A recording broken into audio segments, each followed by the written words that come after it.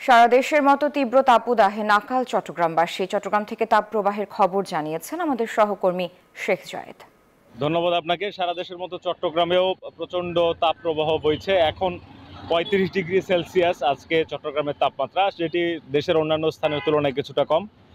তবে প্রচণ্ড তাপ অনুভূত হচ্ছে এবং মানুষজন কিন্তু এই তাপে অসুস্থ হচ্ছেন।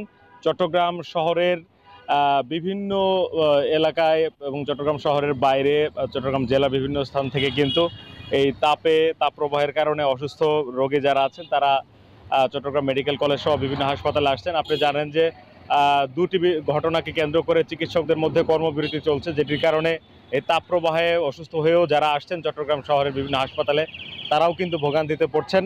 এই প্রচণ্ড তাপপ্রবাহের কারণে বিশেষ করে শিশুরা এবং যারা বেশি বয়স্ক মানুষ আসছেন তারা অসুস্থ হয়ে পড়ছেন। এছাড়া যারা এই বাইরে বের হচ্ছেন হিটস্ট্রোকে আক্রান্ত হচ্ছেন অনেকেই। গতকালকেও একজন মৃত্যুর ঘটনা ঘটেছে চট্টগ্রামে হিটস্ট্রোকে আক্রান্ত হয়ে। একটি যানবাহনের ভিতরে তিনি ছিলেন এবং সেখানে অতিরিক্ত গরমের কারণে পরবর্তীতে তার মৃত্যু হয়, আমরা এমনটি জানতে পেরেছি। তো চট্টগ্রামের চিকিৎসকরা যেটি বলছেন, যারা এই গরমের মধ্যে বাইরে বের হচ্ছেন তারা যেন ছাতা নিয়ে বের হন।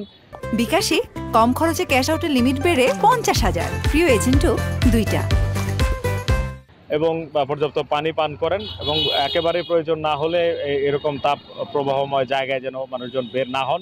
প্রচণ্ড ডায়রিয়া, বমি, জ্বর, মাথা ব্যথা এই ধরনের অসুস্থতা নিয়ে কিন্তু চট্টগ্রামের হাসপাতালগুলোতেও রোগীর সংখ্যা বাড়ছে এবং তাপ প্রবাহ কিন্তু যেমনটি আমরা দেখতে পাচ্ছি যে ৩৫ ডিগ্রি সেলসিয়াস, কিন্তু অনুভূত হচ্ছে তার চেয়ে অনেক বেশি।